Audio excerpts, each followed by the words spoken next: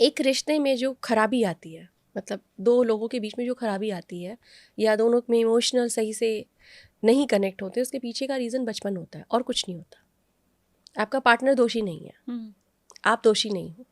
आपके अंदर subconscious mind में एक ऊर्जा है जो आप शायद आपने बचपन में रिसीव की थी। उस ऊर्जा ने आज आपके जीवन में आपके रिश्ते को ख़राब किया है। क्या? जब एक इंसान एक प्यार में होता है तो वो बच्चा होता है। एक एक सोल, एक बॉडी दो बार बच्चे की तरह बिहेव करती है। एक तो जब वो बच्चा है तब तो कर ही रही है, और एक जब वो ट्रू लव में होती है, चाहे वो मैन हो या वुमेन हो, दोनों एक दूसरे के साथ बच्चे वाले इमोशंस में आ जाते हैं। ठीक है, चाइल्डिश बिहेवियर करना शुरू कर देते हैं। ठीक है, अगर किसी बच्चे के साथ बचपन में वो बचपना मारा गया है, मतलब उसे एक्सप्लोर नहीं करने दिया गया।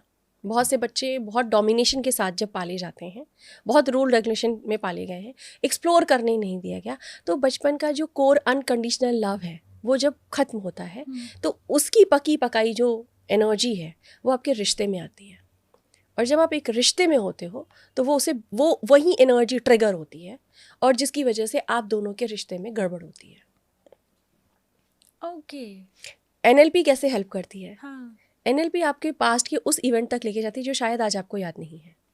ठीक है, उस ट्रांस तक लेके जाती है और आपके बचपन के उन सारे इमोशंस को इमेज के थ्रू, साउंड्स के थ्रू, मेमोरी मूवी के फॉर्म में अगर है तो उन सब को डिलीट करवाती है। जड़ से खत्म कर रही है ना। चाहे भले मुझे याद ना हो, भले आपको याद ना हो, आप पहुंचोगे तो मैं एक केस भी बता सकती हूँ आपको। एक लड़की है जो जर्मनी से थी। उसने 1-to-1 सेशंस लिए थे and she is the only student, but उसकी मदर यहाँ रहती हैं। तो उसके हमने सारे पैटर्न्स डिलीट किए, सब कुछ बहुत अच्छा ट्रांसफॉर्म भी हुआ, लेकिन कोई एक चीज़ थी जो उसकी बॉडी में उसको अफेक्ट कर रही थी। तो चूंकि मैं जब बचपन में ले जाती हूँ तो मैं 3 साल से शुरू करती हूँ, क्योंकि उसके पहले तो सब कॉन्शियस माइंड होता है। तो जनरली 3 साल से शुरू करते हैं, और वो चीज़ उसके एक स्पेशल काम को रोक रही है पिछले 10 सालों से। ओके। ठीक है। हाँ। जब हमने पता नहीं क्यों, मुझे कहते हैं जब आप कुछ हीलिंग करते हो तो ऊपर से आपको संदेश आते हैं, या आप इंट्यूशन इसको कह सकते हैं। तो मेरे को ऐसा लगा कि इसके ना गर्भ से लेकर चलना चाहिए। ओह। ठीक है, तो मैं उसको पूरा गर्भ से लेके 3 साल तक, केवल गर्भ से 3 साल तक कराया। तो उसको अपना 2 साल का एक एनकाउंटर अपनी दादी के साथ याद आया। उसको वो पूरा विजुअल हुआ मेडिटेशन में। ओके, मतलब वैसे अगर कॉन्शियसली उसको नहीं पता था, बट जब आप उसको एनएलपी के NLP थ्रू में लेके गए तब वो ट्रिगर हुआ। वो ट्रिगर वो Okay. विजन के रूप में आया। उसने Okay. उसने बोला मेरे को, मुझे याद है कि मेरी दादी ने ऐसा ऐसा मेरे साथ किया था। ओह। ठीक है, अच्छा। कुछ नेगेटिव था जो उसने किया था, उन्होंने किया था। तो जब उस इमोशंस को निकाला गया, जिस जगह उसको हेल्थ वाइज प्रॉब्लम थी, उसमें जो पेन हो रहा था वो इंस्टेंट पेन होता ही रहता था उसको उस जगह पर। अच्छा। ठीक है, मैं वो नहीं बोलना चाहती। ठीक है, तो जैसे ही हमने उसको निकलवाया, उसका वो पेन अगले सेशन तक, मतलब जैसे ही वो सेशन खत्म हुआ, वो पेन गायब हो गया। ठीक है, और वो बीमारी अगले 1 हफ्ते के अंदर पूरी तरीके से उसकी बॉडी से चली गई। इमोशंस के कारण वो बीमारी हुई थी। जैसे वो हटी, वो एकदम हेल्दी होना शुरू हो गया। अभी तो वो बहुत अच्छे से है, मतलब वो है ही नहीं उसकी बॉडी में वो चीज़। ठीक है, और जो काम उसका 10 सालों से अटका था, उसने 15 दिन बाद मेरे को फ़ोन करके बताया कि मैम वो हो गया। और उसके लिए वो बहुत, जैसे होता है ना, हम उसके लिए बहुत चाहते हैं कि हो जाए, हाँ। पर वो हो नहीं रही है, रोक रही है, ब्लॉक कर रही है। तो वो ब्लॉक आपके ही किसी एनर्जी के कारण कर रही होती है। आप नहीं समझ रहे हो कि वो किस वजह से हमें ब्लॉक कर रहा है। तो हम क्या करते हैं, हम हमेशा बाहर ब्लेम करते हैं। बाहर चीज़ें तलाशते हैं कि हमारी चैलेंज का कारण बाहर है। कुछ भी बाहर नहीं है अंचल जी, हर चीज़ अंदर से गड़बड़ है। हर चीज़ इमोशनली आपके 80 ट्रिलियन न्यूरॉन्स के अंदर है। आपकी बॉडी ही आपको बता देती है कि आपके पास कोई भी नेगेटिव इमोशंस है तो कहाँ है। बहुत सारे सवाल हैं मेरे मन में और बिल्कुल। अभी इसी से जुड़ता हुआ मेरे पास एक सवाल है। तो जैसे आपने अभी ये कहा कि उनका पेन जो था वो गर्भ संस्कार से जो 2 साल के टाइम पीरियड पे था, जो उनकी दादी ने उनको पेन दिया।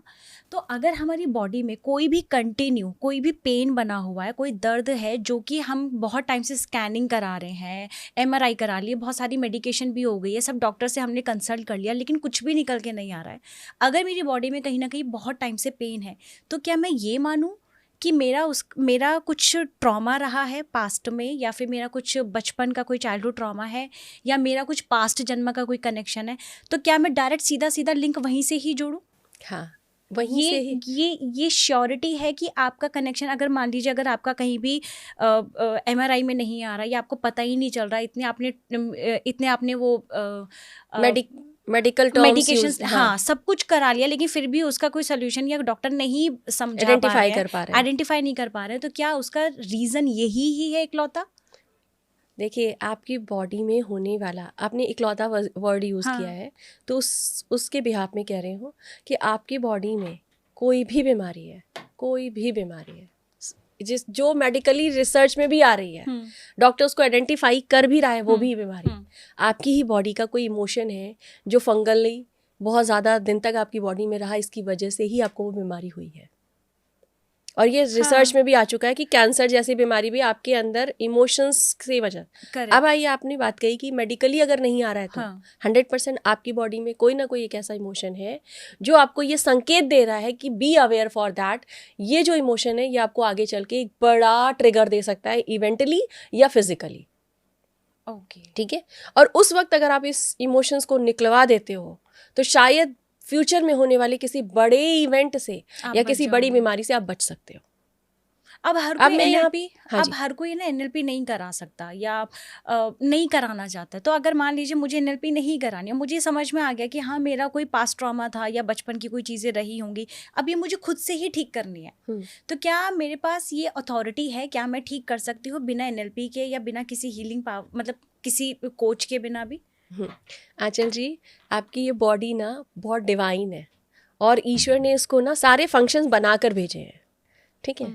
आपकी बॉडी के अंदर ना इतनी पावर है कि मेडिकल साइंस भी फेल है। हाँ, ये तो मैं भी मानती हूँ। ठीक है।